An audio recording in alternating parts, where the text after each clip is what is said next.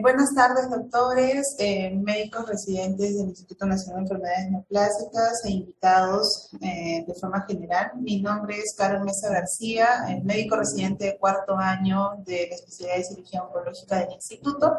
Se me ha designado exponer el tema de neoplasia lobulillar en lo que respecta a generalidades. Entonces, en lo que respecta a neoplasia lobulillar, aquí ha habido un error, lobulillar, lo definimos como hallazgos incidentales. Normalmente no es una patología que se identifique o tenga una identificación clínica característica. En lo que se define o su definición clara es la proliferación neoplásica de células que cubren, llenan o distienden las unidades lobulillares ductales. Estas neoplasias lobulillares engloban dos términos. Uno, lo que es la hiperplasia lobulillar atípica y lo que es el carcinoma lobulillar in situ. Y se va a relacionar específicamente con este porcentaje, que es el porcentaje de 50%, que tanto su cifra mayor de 50% como menor de 50% nos va a delimitar la diferencia entre ambos. Llamamos a una hiperplasia lobulillar atípica cuando hay una ocupación, ¿no?, de las unidades lobulillares y distensión de las mismas en menos de un 50%, y lo vamos a denominar como un carcinoma lobulillar in situ cuando supere el 50%. Ambas lesiones tienen un riesgo de cáncer, y lo vamos a mencionar más adelante en una de las revisiones, con un riesgo relativo de 4 a 5 veces más en lo que respecta a la hiperplasia lobulillar atípica, y en lo que respecta al carcinoma lobulillar in situ, hasta 8 a 10 veces más de riesgo de desarrollar cáncer. El término de neoplasia lobulillar fue determinado e indicado por primera vez en el año 1919 por James Ewing, ¿no? Determinando las características de la celularidad en los hallazgos de anatomía patológica.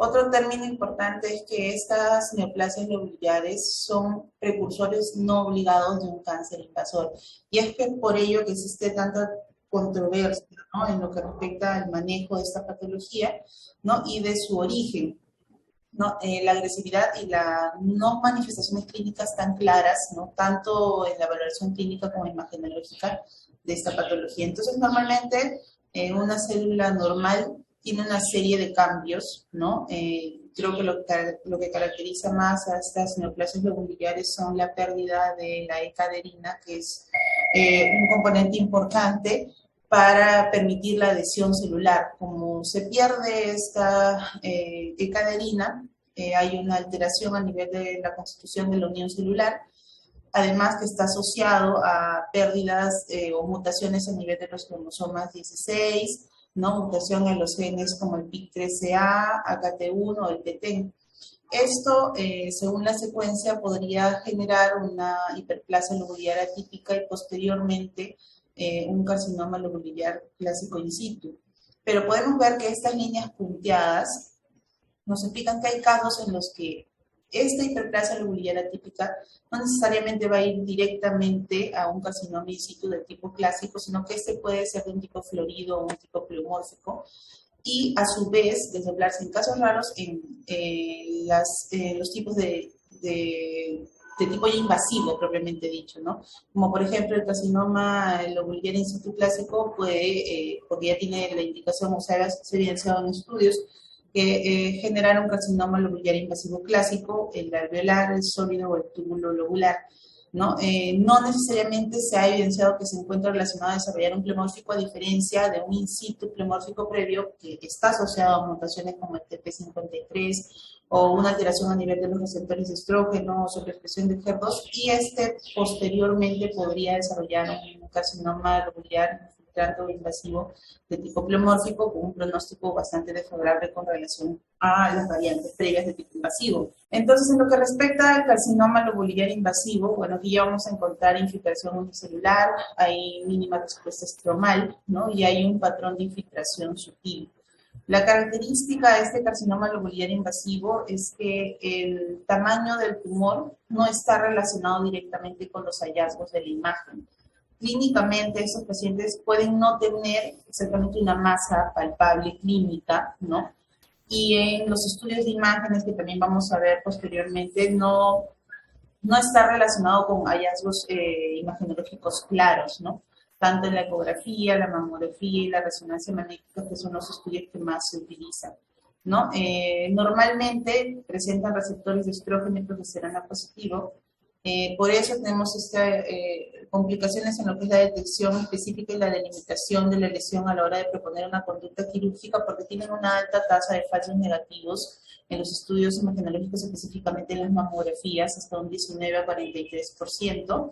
De ahí que tenemos estudios opcionales como la resonancia magnética, que es una herramienta importante para poder delimitar la extensión y determinar la conducta quirúrgica.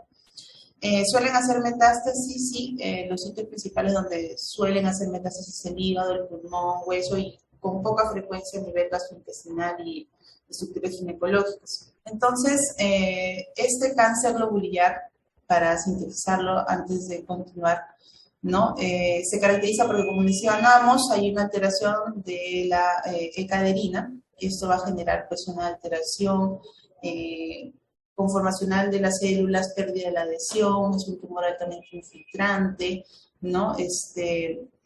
Puede tener patrones o variantes histológicas como lo hemos visto, ¿no? El sólido, alveolar, túbulo lobular, el pleomórfico.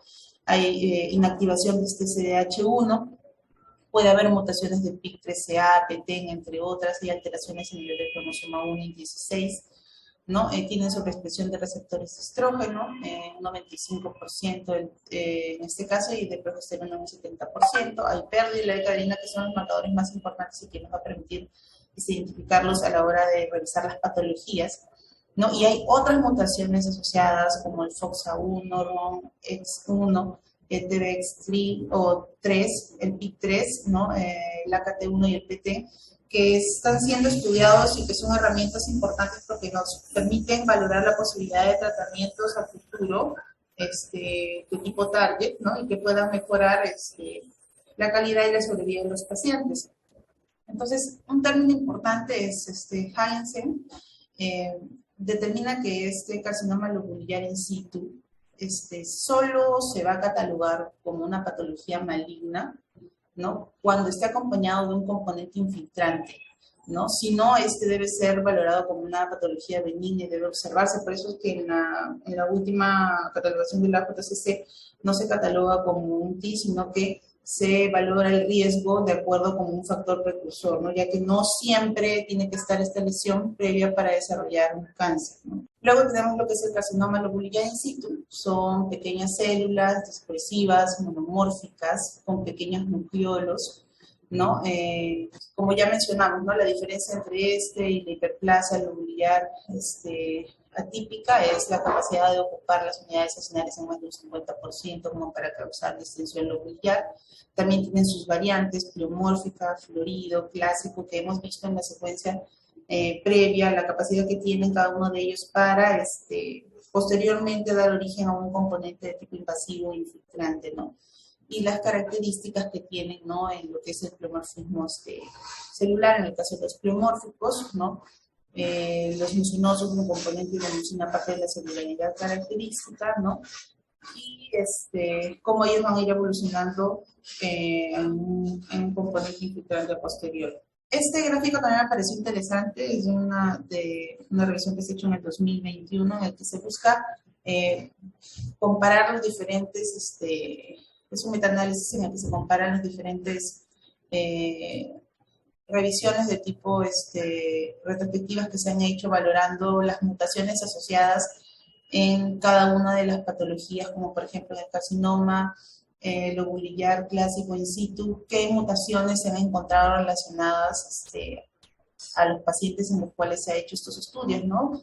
Por ejemplo, Lee menciona que de 43 pacientes con diagnóstico de carcinoma lobulillar clásico in situ, ¿no? Hemos encontrado que aproximadamente el 81% tenía mutación de CDH1, en un 32% el PIK3CA, 7% estaba relacionada al DRBD2, ¿no? Entre otros. También encontramos, por ejemplo, que Harrison, un estudio con una muestra un poco más pequeña, 19 participantes, estudia tanto los carcinomas lobulillares in situ pleomórficos y los de variante florida, ¿no? Y pueden ver que también se encuentra asociado un alto porcentaje de las mutaciones de CDH1, PIK3CA. Entonces hay un componente genético importante para el desarrollo y las características de la evolución natural de este paciente o este grupo de pacientes con estas patologías. Se queda o se busca establecer cómo es que una célula normal, ¿no?, se transforma en una clona neoplásica maligna y cómo se diferencia posteriormente a un carcinoma in situ ductal, que es uno de los más frecuentes, y en un carcinoma in situ lobular, y esto va a estar relacionado específicamente por la pérdida de la caderina, ¿no? Entonces, un carcinoma ductal in situ va a tener todavía componente de caderina, el infiltrante lo tiene, ¿no? Pero puede haber factores asociados que hagan que este componente ductal infiltrante pierda esa proteína, la caderina, y pueda generar un componente lobular infiltrante. O a su vez, la clona neoplástica no tenga su caderina desde un inicio, por lo tanto se le cataloga como un lobular in situ, y a posteriori transformarse en un infiltrante de acuerdo a las líneas ya mencionadas previamente y a sus variantes. Entonces, también se han realizado estudios en los que se ha encontrado que había un alto número de los carcinomas in situ y tanto los invasivos lobulares de leucocitos tumorales infiltrantes, hasta un más del 10%, ¿no? Y hasta en el 15% de los casos de los que son de tipo infiltrante, de lobulares, ¿no? Estudiando variantes, tanto la clásica como las otras variantes ya mencionadas, y encontrando estos tips hasta un 50% de los pacientes, buscando determinar si existe una relación directa entre el grado de agresividad y la presencia de estos tips en las patologías de los pacientes posoperados. Entonces, los carcinomas lobulares in situ clásicos, y este es uno de los problemas que también todavía surgen, es que en el 85% de los casos las lesiones son multicéntricas o multifocales. Y esto hace que la conducta quirúrgica cambie a diferencia de los carcinomas lobulares in situ, carcinomas ductales in situ o los infiltrantes in situ clásicos, en los que nosotros podemos ofrecer cirugía de conservación como primera opción. Como vemos que en este grupo de pacientes la presentación es casi multicéntrica o que ocupa la gran mayoría de la mama, entonces en estos pacientes, de acuerdo a los estudios clínicos, su inmunofenotipo, inmunohistoquímico, suele ofrecerse tratamiento quirúrgico con mastectomías totales, ¿no?, o radicales de acuerdo al compromiso ganglionar. Y también se ha visto que, a pesar de ser un in situ, puede haber compromiso bilateral hasta un 50%. Entonces, nuestras herramientas para esto son las imágenes, ¿no? Porque sabemos que en la clínica no va a ser de gran ayuda porque no es una masa palpable característica como los ductales u otras patologías de mama, ¿no? Y se busca, pues, a través de estudios imagenológicos, poder identificarlos de la mejor forma, ¿no?, y poder brindar el tratamiento quirúrgico oportuno en su momento.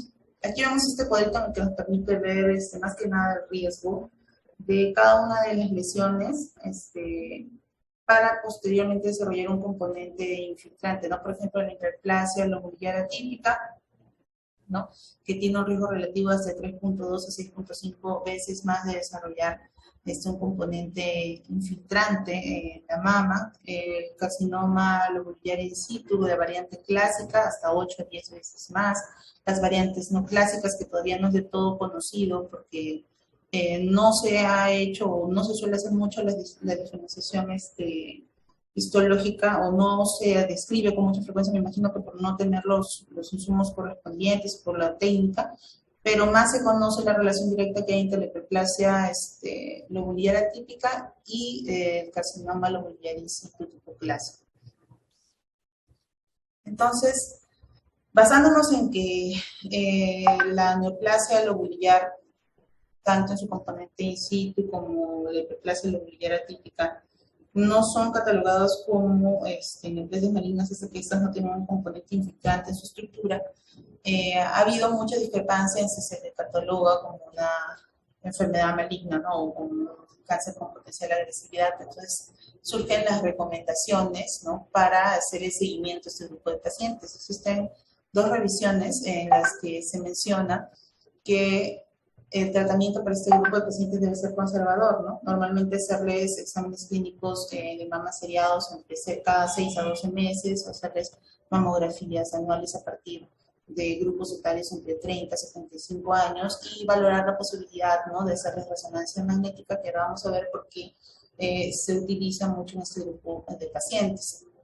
En lo que respecta a las herramientas imagenológicas, las 3 herramientas imagenológicas que más se usan son la mamografía, la ecografía y la resonancia magnética.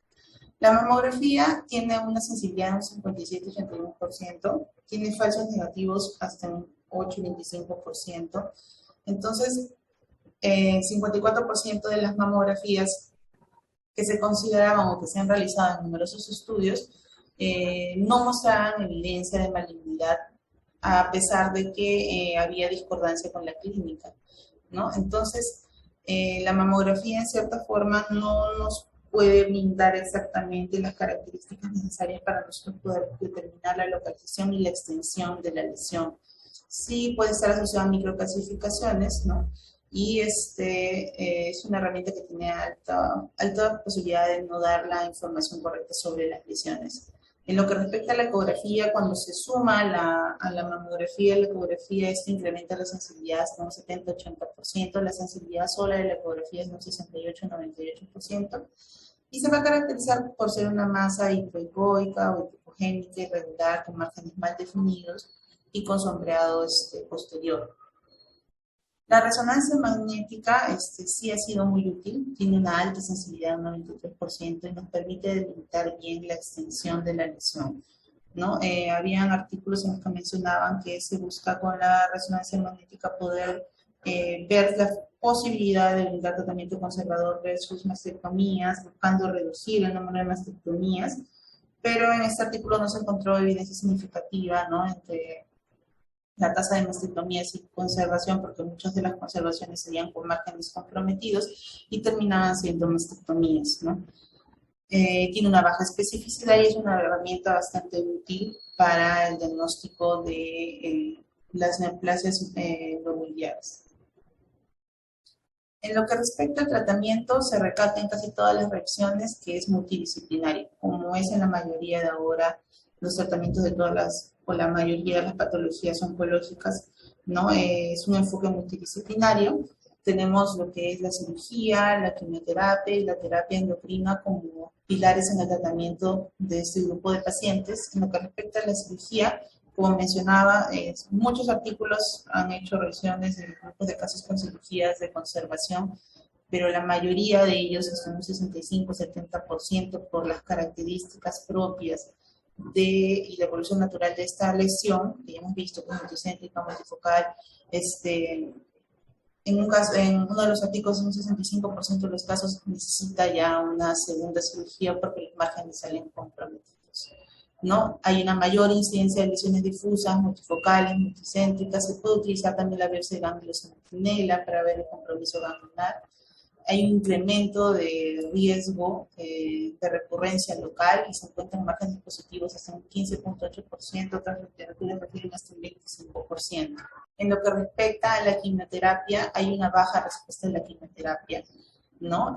La respuesta completa patológica en uno de los estudios mencionan el total es de un 15%, mientras que en el lobular es de un 0%.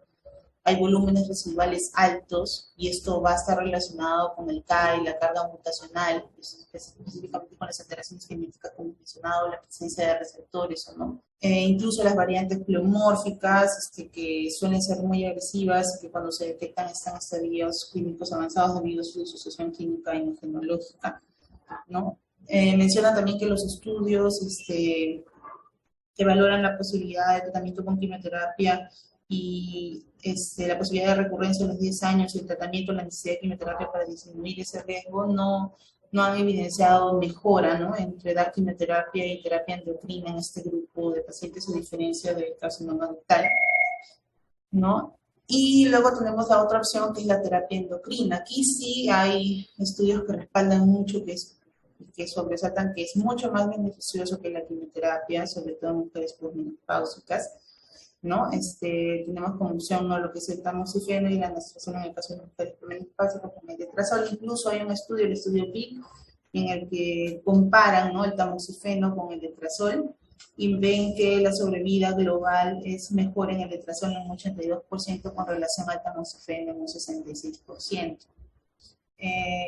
Y como se están haciendo estudios nuevos en los que se busca identificar qué mutaciones pueden estar relacionadas a este tipo de cáncer de mama tipo lobulillar, con mutaciones en el ERB2 o en el IGFR1, que están relacionados a una pobre respuesta, se busca pues a través de tratamientos tarde como los inhibidores de tirosina quinasa, el palbociclib, el ribociclib, el amebaciclib, mejorar, ¿no?, la sobrevida en estos pacientes y la respuesta para posibilidad de dar tratamiento posteriormente. La terapia neoadyuvante todavía mencionan que es controversial en los artículos que he revisado, ¿no?, por la poca población en la que ellos han trabajado, pero sí es una de las nuevas visiones que se está dando, ¿no?, el tratamiento con inhibidores de tirosina quinasa.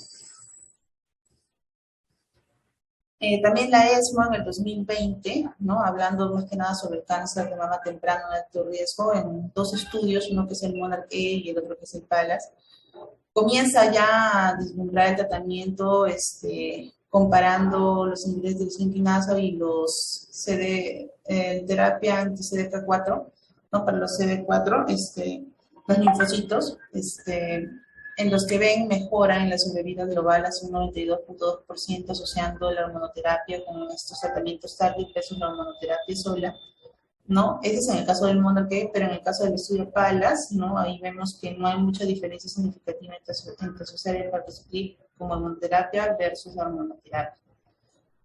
Entonces, para concluir, las cosas más importantes que nos tenemos que llevar. Uno, es muy frecuente esta patología en mujeres posmenopáusicas, sobre todo en personas de raza caucásica. Su incidencia incrementa a partir de la segunda década. Representa aproximadamente el 10 al 15% de todos los cánceres de tipo invasivo. Estamos hablando del carcinoma lobulillar invasivo, ¿no? No de las otras lesiones que están asociadas a su desarrollo. Los síntomas son vagos, la clínica no está muy relacionada, no es una masa palpable característica como es el cáncer ductal de mama. Hemos puesto ahí que es una masa que no está del todo bien definida. A veces son tumores que no se palpan o lesiones que no se palpan. En la radiología, los estudios de imágenes, vemos que la mamografía tiene una baja sensibilidad, una alta tasa de falsos positivos, ¿ya? La ecografía va a ayudar mucho a la mamografía, ¿no?, pero la resonancia magnética es uno de los instrumentos más importantes para determinar la extensión y poder definir la conducta quirúrgica. Y el tratamiento, bueno, la cirugía, ¿no?, con márgenes libres, teniendo en cuenta que el comportamiento de la evolución natural de esta lesión pues es de casi compromiso de casi toda la mama, por lo tanto la cirugía de conservación todavía sigue siendo un punto débil para tratar a esos pacientes. Pobre respuesta a la quimioterapia y una excelente respuesta a la terapia endocrina, buscándose con los estudios ahora de tratamiento tipo target específico mejorar la sobrevida en este grupo de pacientes. Eso sería todo. Gracias. ¿Por qué hay una alta tasa de falsos negativos en la mamografía? Sí, doctor, disculpe que estaba fallando mi micrófono. Ya, me mencionaba que porque había una alta tasa de falsos negativos en la mamografía. Ya, lo que pasa es que el componente que tiene el lobulillar debido a la pérdida de su caderina es un componente difuso. Entonces, y puede estar asociado a microclasificaciones como el grupo etario normalmente que se relaciona es a partir de los 30 años, pero arriba no les brinda una lesión característica visible en la mamografía. Más, muchas veces, como mencionaba, no hay una concordancia clínica imagenológica clara con la mamografía, incluso asociándole la ecografía que incrementa un poco más la sensibilidad. Sí, pero usted comentó ahí, ¿no? Habló incluso de características de las imágenes en mamografía del carcinoma lobular invasivo. Le pregunto esto porque considero que es bien importante. Bueno, dentro de las características en la mamografía, bueno, específicamente, ¿no?, son imágenes radiopacas de bordes irregulares con microcalcificaciones, pero de forma difusa. Entonces, no hay una característica por la misma conformación de la mama en el grupo en el que se da, no les permite identificar una masa clara, ¿ya? Por eso se asocia la ecografía, en lo que en la ecografía se ven masas hipoecoicas de bordes irregulares, márgenes mal definidos, tienen sombra acústica, ¿no? Esto le suma la sensibilidad de la mamografía, pero de por sí su sensibilidad es bien baja, es de un 57%, no pero brinca. sin embargo es alta con la ecografía, ¿no es cierto? Exacto, es más alta. Le suma la ecografía. Incluso en uno de lo que presenta usted, hablan de mejora el despistaje la ecografía, aun cuando no está aprobada, pero en el tipo lobular mejora. La pregunta es, ¿qué pasa? Lo que sí quisiera que se lleven bien claro ese concepto, ¿no? ¿Hay alguien de radiodiagnóstico entre los asistentes? ¿Por qué vemos nosotros un tumor en una mamografía? Por favor, corríjanme si me equivoco, pero por dos razones. Una porque ocurren microcalcificaciones y otra porque ocurre reacción desmoplásica. ¿En quién ocurre la reacción desmoplásica? En el carcinoma ductal infiltrante, ¿no? Su forma de infiltrarse provoca esta reacción inflamatoria, cicatricial, que eso pues da una imagen que en la mamografía la vemos de color blanco, si se quiere llamar, ¿no? ¿Qué pasa con el lobular? El lobular, al perder la E-caderina, la célula se suelta. Y su forma de infiltración es bien típica en el microscopio. Cuando uno ve eso, no se olvida la infiltración en fila india. Y eso no provoca reacción desmoplásica. Y como no hay cicatrización, probablemente tampoco provoca depósito de calcio y no vemos microcalcificaciones. La historia es de la mujer que viene, doctor, tengo un tumor en la mama, le hace solo mamografía y en la mamografía te dicen, no veo tumor. O realmente el radiólogo tiene que estar muy avisado para darse cuenta. Entonces ahí es donde entra el clínico quirúrgico. De ahí la necesidad, no solo por esto, ¿no? Pero eso es una de las razones por las cuales la persona que se ha hecho una mamografía por una indicación de tumor, lo que sea, no puede aceptar solamente el informe de radiólogo. Tiene que haber un manejo clínico quirúrgico de esa lesión. O sea, acuérdense, el concepto es súper importante en carcinoma lobular. Clínica positiva, mamografía negativa.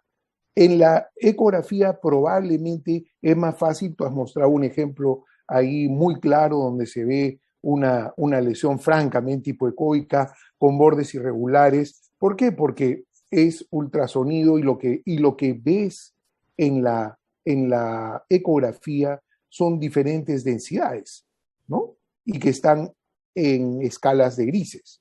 Y eso es lo que te permite diferenciar en la ecografía probablemente la presencia de un tumor no visible desde el punto de vista mamográfico. Sí, Julio, ¿cómo estás? Sí, quiero hacer un comentario, no respecto al tema, sino respecto a lo que en alguna parte de su exposición la doctora habló, respecto a las biopsias core y de hallazgo de las lesiones lobulares, ¿no? Entonces es importante tener en cuenta justo lo que ella dijo, que si bien es cierto, no todos los patólogos tienen la delicadeza o la fineza de contestarte el tipo de neoplasia lobular o carcinoma lobular in situ que hay en la biopsia. Sí es importante saber que los carcinomas lobulares in situ, los clásicos, generalmente no se asocian a una lesión mayor en el tumor, ¿no? que estamos evaluando. Es importante porque generalmente más en la práctica privada tenemos muchos pacientes con ese tipo de diagnóstico y son sometidos a varias cirugías. Y eso ya está establecido que los que son clásicos se puede observar y los que no son clásicos, que son las otras dos variantes, sí necesitan una cirugía porque se ha encontrado que, como lo dijo la autora, está un 50% de lesiones mayores, ¿no? Eso simplemente para aclarar la idea, porque es importante sobre todo para tener un tratamiento adecuado en este tipo de pacientes, ¿no? Simplemente eso es un comentario. Hasta radioterapia les dan. Yo creo que ese comentario también es sumamente importante. Es de extrema importancia, diría yo. Pero eso tiene que ver con una serie de situaciones, pues como las que tenemos en piel, ¿no? de cómo escribe el patólogo y cómo dice y quién da la información. Porque la primera impresión que le meten al paciente en la cabeza es crucial. Si alguien habla de cáncer al paciente, lo va a volver loco. Yo no sé qué autoridad se tendría que buscar para que alguien convenza al paciente. Me imagino que por eso finalmente termina siendo operada, ya sea por el que le dijo o por alguien más que fue y que dice, bueno, si yo no le hago esto a la paciente, se va a poner como loca y qué cosa va a hacer, ¿no? Pero sí es importante saber esta aclaración, sí que la ha dicho la doctora y que ha hecho esta aclaración el doctor Cotrina, ¿no? Para evitar hacer cirugías en exceso, para evitar hacer cosas que son incorrectas, ¿no? Y de todas maneras uno puede esperar, tienes la opción de esperar un tiempo para poder definir y aclarar esto, ¿no? Bien, ¿alguien más alguna pregunta? Yo tengo otra aclaración que pedirle, doctora Mesa. Cuénteme sobre las mutaciones que dijo ahí en carcinoma lobular. No voy a hablar mucho de eso porque no es mi fuerte, en verdad, pero lo que sí quiero precisar es que cuando una cosa es buscar mutaciones germinales que están ligadas a herencia y a todo, y otra cosa es buscar mutaciones somáticas. Entonces, las mutaciones que se encuentran en el tumor son somáticas. El hecho de que uno encuentre en un tumor, por ejemplo, una mutación BRCA, no significa que el paciente tiene BRCA1 mutado desde el punto de vista germinal. Entonces, esas son mutaciones que son de tipo, o sea, son no germinales, ¿no? Que se buscan en el tumor y que de una u otra manera ayudan para clasificar los tumores y también en algunos casos ayudan para el tratamiento. Entonces eso, si alguien quiere meterse un poquito más, va a tener que leer ese tema porque cada vez nos están informando más mutaciones, ¿no? Por ejemplo, un tema son los sarcomas, ¿no? Hay muchas mutaciones que son no germinales en sarcomas y que ayudan para definir el manejo. La otra cosa importante son los inhibidores de tirosina quinasa en el tratamiento. Ya, creo que acaba de salir una publicación, no me acuerdo en qué revista, sobre la asociación de inhibidores de tirosina quinasa, ¿no? Ya sea los que ha presentado la doctora, el palbo, ribo y abemaciclib, con endocrinoterapia. Y aparentemente los resultados serían muy buenos. Y ahorita sí, lo que están tratando de hacer con esto es comparar para ver cuál de los tres es el mejor. Yo no sé qué cosas van a hacer, si desde el punto de vista farmacoeconomía les va a convenir o no, pero en fin. Eso está ahí ahorita para pacientes que tienen, carcinomas lobulares, receptores hormonales positivos, palbo, ribo y abemaciclib asociado a terapia endocrina, creo que es en el set metastásico, es un tratamiento que está dando muy buenos resultados. El otro punto que quería comentar es, y no sé si no le escuché, doctora, es sobre biopsia de ganglio centinela en carcinoma. ¿Hay algún comentario, doctora Mesa? Sí, justo en uno de los artículos que estaba revisando ahí mencionaba que también se utilizaba biopsia de ganglio centinela para el carcinoma lobular, que todavía era en algunos artículos controversial porque habían varios, pero que sí tenía utilidad, sobre todo en aquellos que tenían alto riesgo de compromiso ganglionar, ¿no? Como son las variantes más agresivas, ¿no? Los pleomórficos, ¿no? Como mencionó el doctor Cotrina, ¿no? Las variantes clásicas en los in situ, en este caso, ¿no? Suelen tener observación en un tratamiento quirúrgico de inicio, ¿no? Pero sí se utilizaba la biopsia de ganglio centinela. Ya, pero además que se utiliza, ¿cómo debería utilizarse? ¿Estaría bien enviarlo a congelación o habría que hacerlo por parafina? En el estudio mencionaba que se enviaba parafina. Es enviado parafina. ¿Por qué? La explicación también está en la pérdida de la E-caderina, ¿no? Muchas veces es difícil reconocer las células en una congelación y eso te puede convertir, muchos de los que has dicho negativo en congelación, en positivo, ¿no? Entonces, un concepto es que si tienes un paciente con carcinoma lobular y le vas a hacer un ganglio centinela, no lo exijas al patólogo enviándole una respuesta, pidiéndole una respuesta rápida, ya sea en un touch imprint de la lámina o en una congelación, ¿no? Deberías enviar eso digamos, a patología para que lo hagan por parafina y, lógicamente, diciéndole al patólogo que está frente a un carcinoma lobular. La otra aclaración, doctora, que yo quería pedirle es, cuando tocó Oncotype, ¿qué cosa quiso decir en algún momento? Creo que me perdí también en ese momento de la exposición. En una de sus láminas presentó Oncotype y dijo ahí, quimioterapia versus endocrinoterapia o algo así. Así como para el ductal, utilizamos estas herramientas como el Oncotype, MammaPrint, para ver la posibilidad de recurrencia de los últimos 10 años y la posibilidad de tratamiento con quimioterapia. Mencionaba en los artículos cuánto en estos casos beneficia también la quimioterapia para ver la respuesta de la quimioterapia en los lobulares. Y bueno, en los estudios mencionaban de que la quimioterapia pues no era un tratamiento útil en este caso para este grupo de pacientes, ¿no? Ya que su respuesta es pobre y la recurrencia en ellos no va a disminuir recibiendo quimioterapia de inicio, ¿no? La hormonoterapia había demostrado ser mucho más eficaz y más ahora con los tratamientos target nuevos que se están proponiendo, pero que todavía siguen en estudio, se puede ofertar un tipo de tratamiento más certero al paciente, ¿no? Yeah. ¿Alguien puede comentarnos si cuando hicieron Oncotype consideraron los carcinomas lobulares? ¿Los metieron junto con los ductales? ¿O hicieron un grupo aparte, una cohorte diferente? ¿Alguien puede comentar eso? Sí, Julio. Sí, respecto al estudio del Taylor X, en el cual validaron el Oncotype en axila negativa primero, o sea, incluyeron todos los cánceres, no hubo separación de los lobulares. O sea, incluidos lobulares, pero no los distinguieron, ¿no es cierto? Claro, o sea, se supone que los lobulares, como dijo la doctora, van a dar siempre en cánceres tempranos generalmente riesgos bajos, ¿no? Intermedios, que no necesitan quimio, porque o sea, el Oncotype es una prueba pronóstica y predictiva a respuesta al tratamiento, ¿no?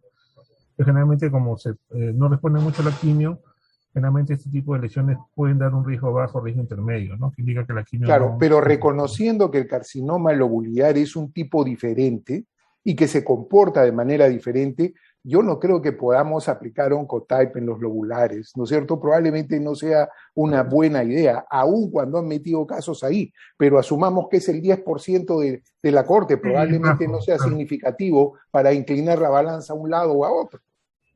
Claro, o sea, recuerden que el primero fue hecho en cáncer temprano, ¿no? Y después en el Responder ya fue hecho con ganglios positivos. Claro. No hay una diferencia entre o sea, no separaron, mejor dicho, los lobulares. Exactamente. Entonces no podemos aplicar probablemente Oncotype a los lobulares, ¿no es cierto? La gran mayoría fueron ductales, o sea, casi todos. Claro, casi por todos. No decir 90%, probablemente. Claro, y sabemos que la respuesta a quimioterapia de aquellos que son receptores hormonales positivos al 100%, pues casi siempre es decir, no hay respuesta. Es más, a veces hasta tenemos progresión, ¿no? Claro, o sea, se esperaría que no haya una respuesta igual que los ductales, ¿no? Muy bien. Y doctora Mesa, un último comentario sobre de mi parte por lo menos, sobre el estudio de márgenes en tumorectomía para el carcinoma lobular. ¿Doctora Mesa? Sí, ahí está. Esa es la controversia que viene en los artículos que se han realizado, ¿no? Mencionan de que por el comportamiento habitual que tiene este tipo de neoplasia, por ser multifocal, multicéntrica, ¿no? Había muchas cirugías de tipo conservación que salían con márgenes comprometidos y que terminaban siendo cirugías de tipo mastectomía, ¿no? Entonces se para toda la mama. Entonces se busca todavía poder identificar o llegar a un acuerdo en lo que respecta a la cirugía de conservación, pero la mayoría de veces en lo que he revisado terminan siempre en una mastectomía total por el compromiso difuso que tiene esta neoplasia en la mama. Claro, mira, el comentario que hemos hecho anteriormente sobre esta pérdida de caderina otra vez es válido acá, pues, ¿no? El estudio de márgenes también ha sido hecho generalmente en carcinomas ductales. Y el comentario de no pedirle al patólogo que te estudie bordes en un lobular mediante una congelación, yo creo que es el mismo, ¿no?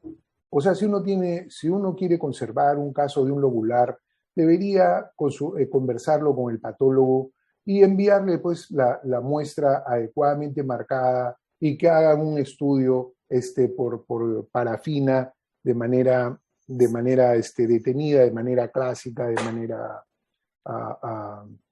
digamos, sin presión, ¿no? Que tener que responderle al cirujano que está en la sala de operaciones para cerrar, y el cirujano pues tendría que saber que si envía una muestra con un lobular para pedir márgenes, sabe que está exponiéndose a que se demore mucho su respuesta y a una mayor exposición así, no él, sino el paciente, de que le digan que los márgenes son negativos y que después tenga que corregir esa tumorectomía, ¿no? Entonces, esos son datos que el cirujano tiene que tener presente cuando maneja un caso de lobular, ¿no?